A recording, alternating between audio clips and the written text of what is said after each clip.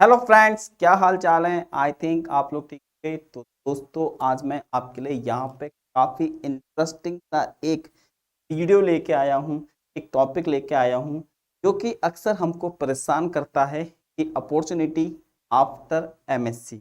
मतलब हमारे दिमाग में ये क्वेश्चन आता है कि एमएससी मीन्स पोस्ट ग्रेजुएशन के बाद हम क्या करें। ठीक है, क्योंकि जब तक हम एमएससी कर रहे होते हैं हमको इतना लोड नहीं होता है, लेकिन जैसे जैसे हम हमारी एमएससी ख़त्म होने वाली होती है हमारे अंदर एक तरीके की एंजाइटी डेवलप हो जाती है कि मैं आफ्टर एमएससी क्या करूं। तो इसी के रिगार्डिंग आज हम यहाँ पे बात करने आए हैं। तो आप थंबनेल में देख ही सकते हैं कि अपॉर्चुनिटी आफ्टर एमएससी, कि एमएससी के बाद कौन कौन सी अपॉर्चुनिटी है जहाँ पे हमको जाना चाहिए। ठीक है, तो चलिए देखते हैं। तो सबसे पहले क्वेश्चन यही आता है दिमाग में, आफ्टर एमएससी व्हाट नेक्स्ट। ठीक है, कि हम आफ्टर एमएससी मैं क्या कर सकता हूं। तो आप देख सकते हैं कि आफ्टर एमएससी ये आप ही की तरह सा एक लड़का है जो डाउट में है कि उसको आफ्टर एमएससी क्या करना चाहिए। ठीक है, तो वो कौन सा फील्ड चूज करे आफ्टर एमएससी। मैं आपको एक चीज बता देता हूँ कि जो हमारी एमएससी की डिग्री है, ठीक है, चाहे आप एमएससी फिजिक्स में कर रहे हो, केमिस्ट्री में कर रहे हो, मैथ से कर रहे हो या लाइफ साइंस, ठीक है, अगर आप इसको सही जगह पे अप्लाई नहीं करोगे, अगर आप इस डिग्री को सही जगह लेके नहीं जाओगे, तो ये जस्ट एक डिग्री है। जैसे आपका एमए और एमकॉम होता है।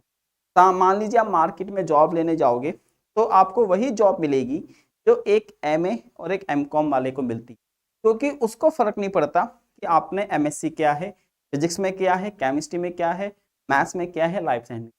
उसके लिए जस्ट आपकी एक डिग्री पोस्ट ग्रेजुएशन डिग्री है, ठीक है, जिसके बेसिस पे आपको एक छोटी मोटी जॉब दे देगी। लेकिन अगर आप अपने करियर में उड़ना चाहते हो, अच्छे से अपने करियर को बनाना चाहते हो, लाइफ में पैसा कमाना चाहते हो, ग्रो करना चाहते हो, तो इस डिग्री की वैल्यू आपको सही जगह पे ही मिलेगी। जैसे जो डॉक्टर की डिग्री की वैल्यू होती है वो अगर हॉस्पिटल में अप्लाई करेगा या खुद का क्लिनिक खोलेगा तभी उसकी वैल्यू है। इसी तरीके से जो इंजीनियर हैं, ठीक है, अगर वो अपनी बीटेक या एमटेक की डिग्री को सही जगह पे लगाएंगे तभी उसकी वैल्यू है। तो आपने कभी देखा कि कोई डॉक्टर कोई और काम कर रहा हो, ठीक है, वो अपनी डिग्री को वहीं अप्लाई करता है जहां पर उसकी जरूरत होती है। इसी तरीके से अगर आप अपनी एमएससी की डिग्री को सही जगह पे या सही प्लेटफॉर्म पे लगाओगे तो ही ये आपको कुछ बना के देगा। नहीं तो आप जस्ट एक पीजी हो, एक पोस्ट ग्रेजुएट स्टूडेंट हो दूसरों की तरह जिन्होंने एमए और एमकॉम किया है। ठीक है, तो अब देख लेते हैं कि आफ्टर एमएससी आपके पास कौन कौन सी अपॉर्चुनिटी है। ठीक है, तो ये है।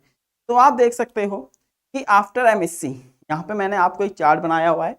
तो ये है हमारे पास एमएससी, यहाँ पे है एकेडमिक, ये है जॉब। अब आप एमएससी के बाद या तो एकेडमिक में जा सकते हो, अपनी पढ़ाई को, अपनी स्टडी को कंटिन्यू रख सकते हो, ठीक है, नहीं तो आप जॉब ले सकते हो। अब एकेडमिक में भी आप पीएचडी कर सकते हो। पीएचडी के साथ साथ मैं ये भी बोलूंगा कि आप यहाँ पे एक कोर्स और ऐड कर दीजिए, एमटेक।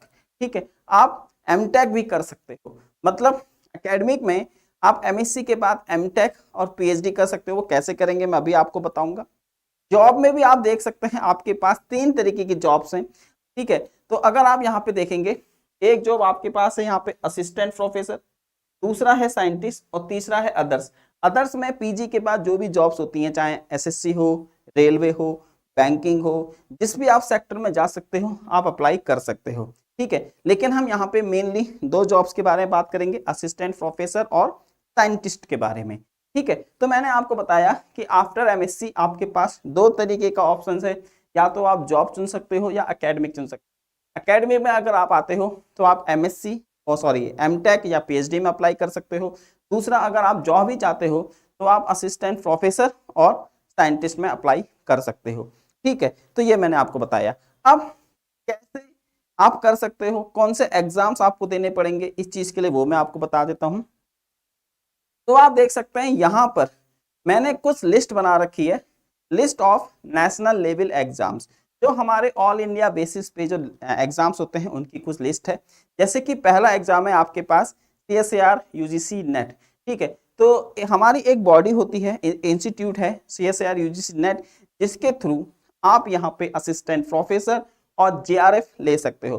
ठीक है, जो सीएसईआर का जो पेपर होता है वो साल में 2 बार होता है, आपको पता है, जिसके थ्रू आप असिस्टेंट प्रोफेसर यानी कि लेक्चरशिप में चुने जाते हो, नहीं तो आप जेआरएफ में चुने जाते हो।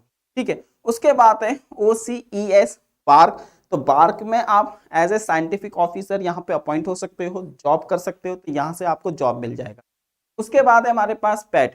पैट है हमारा पीएचडी एंट्रेंस टेस्ट। ठीक है, इसमें आप यहाँ पे अप्लाई कर सकते हो, डिफरेंट डिफरेंट यूनिवर्सिटीज आपको ये करवाती हैं।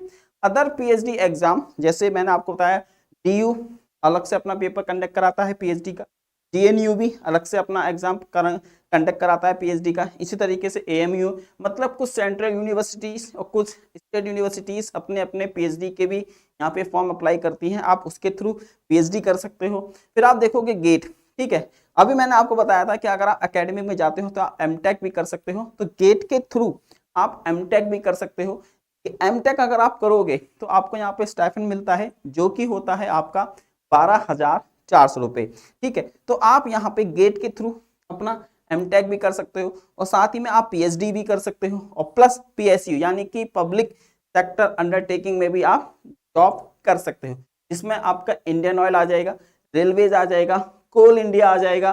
ठीक है, तो बहुत सारे PSU में डिपार्टमेंट्स हैं जिसमें आप जाके सीधा जॉब भी कर सकते हो। उसके बाद है हमारे पास TIFR. TIFR means Tata institute fundamental research, तो यहाँ से भी आपको पीएचडी करने का मौका मिलता है। ठीक है, तो आप इसके थ्रू भी पीएचडी कर सकते हो। तो ये मैंने कुछ आपको, ये कुछ ही एग्जाम है जो हमारे नेशनल बेस है, इसी तरीके से और भी एग्जाम है, लेकिन हमने यहाँ पे मोटे मोटे जो हमारे इंपॉर्टेंट एग्जाम है उनको मैंने कंसिडर किया है। जैसे कि पहला एग्जाम CSA नेट हो गया, दूसरा OCES बार्क हो गया, फिर हमारा पैट है, फिर अदर पीएचडी एंट्रेंस एग्जाम्स हो गए, गेट हो गया और टिफर हो गया। ठीक है, तो ये तो हमारे कुछ नेशनल लेवल एग्जाम्स हैं। अब सपोज करो आप इन एग्जाम्स के थ्रू आप अपना पीएचडी और जॉब दोनों यहाँ पे ले सकते हो, लेकिन कुछ हमारे स्टेट लेवल एग्जाम्स भी होते हैं। तो अगर हम बात करें स्टेट लेवल एग्जाम्स की, तो ये हमारे कुछ स्टेट लेवल एग्जाम्स हैं। ठीक है, इसमें होता है सेट। सेट मतलब होता है स्टेट एलिजिबिलिटी टेस्ट।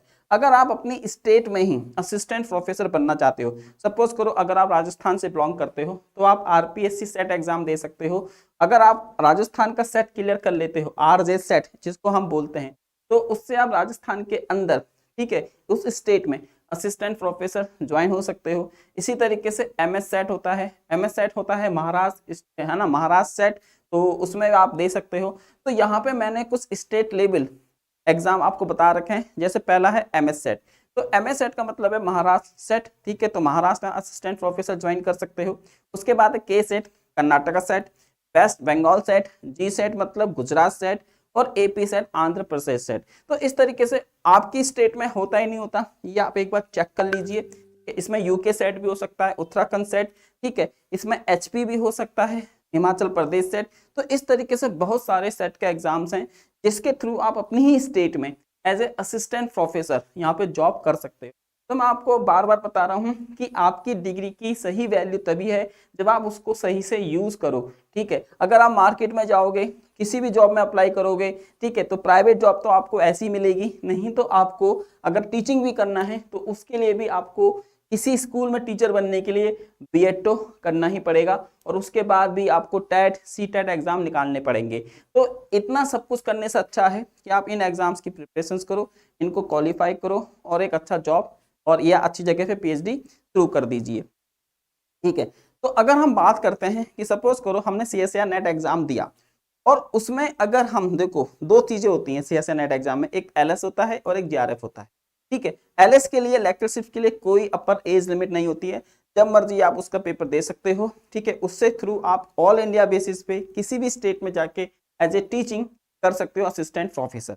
ठीक है, उसके बाद सपोज करो अगर आपका JRF क्वालिफाई हो जाता है ना, जूनियर रिसर्च फेलोशिप, अगर ये पेपर आपका क्रैक हो जाता है, ये इसमें आप रैंक ले लेते हो, तो इसमें आप देख सकते हो कि आपको PhD करने के लिए, यहाँ पे मैं लिखा हुआ हूँ JRF जूनियर रिसर्च फेलोशिप, पहले 2 साल में, ठीक है, पहले 2 साल की, ये मेरे पास पुराना है, ठीक है, नया इन्होंने चेंज किया है, तो पहले 2 साल के लिए आपको 31,000 रुपये यानी कि 31,000 पर मंथ मिलेगा।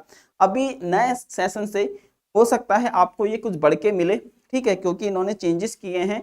लेकिन मैं अभी फिलहाल अभी की बात कर रहा हूँ, तो आपको 31,000 पर मंथ मिलेगा, ठीक है, पहले 2 साल में। उसके बाद जब आप SRF यानी कि सीनियर रिसर्च फेलोशिप हो जाओगे, तो यही अमाउंट आपका बढ़ के फॉर नेक्स्ट 3 ईयर्स के लिए ये 35,000 पर मंथ हो जाएगा, ठीक है। तो इस तरीके से आप अपने करियर को एक अच्छी अपॉर्चुनिटी यहाँ पे दे सकते हैं कि हाँ भाई मैं MSc के बाद ये चीज़ें करना चाहता हूँ। तो मैंने आपको बताया कि आफ्टर MSc आप क्या क्या यहाँ पे कर सकते हो, ठीक है। तो लास्ट में जाते जाते मैं इतना बोलना चाहूँगा, thank you for the watching this video, और इसको आप अपने सभी दोस्तों के साथ शेयर भी करें, ठीक है, शेयर करें, लाइक करें, चैनल को सब्सक्राइब करें। मिलते हैं किसी दूसरे वीडियो में, तक के लिए थैंक यू। ओके दोस्तों, बाय बाय।